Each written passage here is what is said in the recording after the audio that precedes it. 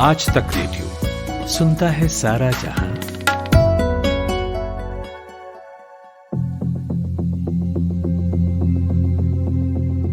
अगर आप Android phone का इस्तेमाल करते हैं और उसमें डाउनलोड हुई एप्लीकेशंस को अपडेट करते हैं तो सावधान हो जाइए। इन दिनों एक ऐसा स्कैम सामने आया है जिसमें कि एप्लीकेशंस को अपडेट करने के जरिए आपका पर्सनल डेटा भी चुराया जा सकता है। ये भी बताया जा रहा है कि ये मैलवेयर यूजर्स को फर्जी गूगल अपडेट का नोटिफिकेशन भी भेजता है। इस एंड्रॉयड मैलवेयर का नाम है ब्लैक रॉक। ये ब्लैक रॉक टिंडर, जीमेल और नेटफ्लिक्स जैसे 337 से अधिक लोकप्रिय ऐप से आपका डेटा चुरा सकता है। नमस्कार, मेरा नाम है सिद्धार्थ चतुर्वेदी और आप सुन रहे हैं आज तक रेडियो। इस ब्लैक रॉक मैलवेयर के बारे में सबसे पहले जानकारी दी थी mobile security firm threat fabric ने। उनका कहना है कि यह मैलवेयर किसी ऐप में लॉगिन के दौरान ही यूजर्स का डेटा चोरी करता था। उदाहरण के तौर पर अगर आप अपने फोन में किसी बैंकिंग ऐप में पासवर्ड और यूजर आईडी डालते हैं तो मैलवेयर उसे रिकॉर्ड कर लेता है। इसी मैलवेयर पर मैंने विस्तार से बात की साइबर एक्सपर्ट जितेन जैन से और जानने की कोशिश की कि ये पूरा मामला है क्या।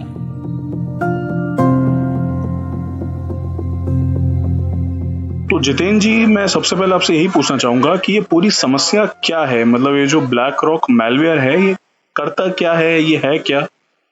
देखिए, जब भी कोई एंड्रॉइड का कोई नया मैलवेयर या किसी भी ऑपरेटिंग सिस्टम का कोई वल्नरेबिलिटी या कुछ एक्सप्लॉइट आता है तो वो एक प्राइवेट कंपनी जो उसे डिस्कवर करती है वो उसे अपना एक नाम देती है। तो यहाँ पे जो ये एक्सप्लॉइट वल्नरेबिलिटी डिस्कवर करी गई है, जो रिसर्चर्स थ्रेट फैब्रिक नाम की कंपनी है उन्होंने इसे ब्लैक रॉक का नाम दिया है। और ये ब्लैक रॉक क्या करता है, ये बेसिकली एक फेक गूगल की अपडेट है। जैसे आपने देखा होगा विंडोज में आपको हर 2-3 महीने में अपडेट्स आते हैं, आप ऑपरेटिंग सिस्टम को अपडेट करते हैं ताकि आप सिक्योर रहें, जो नई फंक्शनलिटीज है वो ऐड हो जाए। तो वैसे ही आपका जो मोबाइल ऑपरेटिंग सिस्टम है एंड्रॉइड या iOS, ये भी रेगुलर पैचेस और अपडेट्स भेजते हैं। ये कहा जा रहा है कि इसी तरह की एक नकली गूगल की अपडेट जो है वो मार्केट में पुश करी गई है डिवाइसेस के ऊपर, और वो जो है वो दूसरे जो एप्लीकेशंस आपके मोबाइल में इंस्टॉल हैं जैसे कि नेटफ्लिक्स हुआ या टिंडर हुआ, वहां से वो पर्सनल डेटा चुराने में सक्षम है। हालांकि गूगल की जो अपडेट्स आती हैं उसके ऊपर मतलब उसका MD5 मैच होता है, मतलब इंक्रिप्टेड अपडेट्स होती हैं और उसके हैश को भी मैच किया जाता है। उसके बावजूद भी कई बार ऐसा होता है कि लोग बाहर से man in the middle attack करके आपके वाईफाई को कॉम्प्रोमाइज करके या आपके टेलीकॉम ऑपरेटर के थ्रू या किसी और तरीके से फेक अपडेट को पुश कर सकते हैं। तो ये अभी नहीं बताया गया कि किस तरह से अपडेट को पुश किया गया, मगर हाँ, गूगल की फेक अपडेट को मार्केट में लाया गया जिससे दूसरे एप्लीकेशंस का डेटा जो है चुराया जा सके। क्या इंपर्सनेशन का केस है। क्या इसमें ये भी सवाल खड़े होते हैं कि कई बार बोला जाता है कि आईफोन ज़्यादा सिक्योर है, एंड्रॉयड बिल्कुल सेफ नहीं है। तो क्या इसमें ये भी सवाल खड़े हो रहे हैं कि एंड्रॉयड में अक्सर ऐसे मैलवेयर आ रहे हैं सामने? नहीं, ऐसा नहीं है। लोग कहते थे एंड्रॉयड iOS से ज्यादा ब्लैकबेरी सिक्योर है। बेसिकली जो भी मार्केट में सबसे ज्यादा जिसका डोमिनेंस होगा, ज्यादातर एक्सप्लॉइट्स भी उसी के ऊपर बनते हैं। इसीलिए देखिए, आप विंडोज के ऊपर ज्यादा वायरसेस बनते हैं, मैक के ऊपर कम बनते हैं, क्योंकि 90% मार्केट शेयर विंडोज का है। वैसे अगर आप एंड्रॉइड का देखेंगे तो 70 से 80% मार्केट स्पेशली हिंदुस्तान के अंदर अगर एंड्रॉइड ऑपरेटिंग सिस्टम का है तो लोग मैलवेयर भी उसी के ऊपर ज्यादा बनाते हैं। आप समझ रहे हैं ना, मतलब जिसका फुटप्रिंट ज्यादा होगा, लोग मैलवेयर भी उसी के ऊपर ज्यादा बनाते हैं। इसलिए उस लिहाज से कह सकते हैं, क्योंकि एंड्रॉइड ज्यादा लोग इस्तेमाल कर सकते हैं तो ज्यादा उसके अंदर खामियां निकलती हैं। पर ऐसा कोई टेक्निकल पैरामीटर नहीं है जिसके बेस पे कहा जा सके कि iOS एंड्रॉइड से ज्यादा सिक्योर है।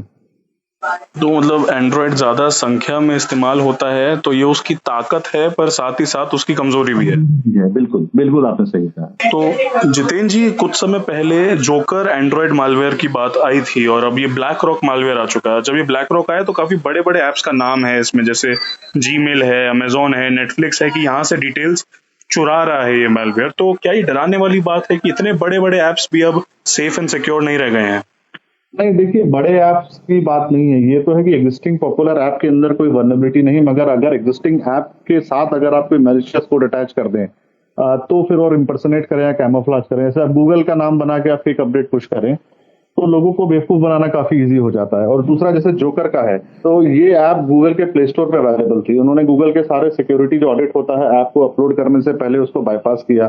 तो एक बार जब आप एक ऐप को किसी तरह गूगल प्ले स्टोर पे ले जाते हैं, जो ट्रस्ट मैकेनिज्म है उसके अंदर आप जगह पा लेते हैं, तो उसके बाद लोगों को ट्रिक करके इंस्टॉल कराना काफी आसान हो जाता है, और इसी का खमियाजा फिर हमें भुगतना पड़ रहा है।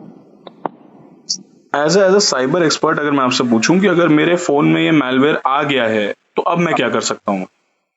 देखिए, ज्यादातर तो जो ऐप सस्पिशियस गूगल जो पकड़ लेता है उसके बाद उसको गूगल प्ले स्टोर से हटाया भी जाता है, लोगों के डिवाइस से भी उनको अपडेट पुश किया जाता है कि आप इन ऐप्स को ब्लॉक कर दें।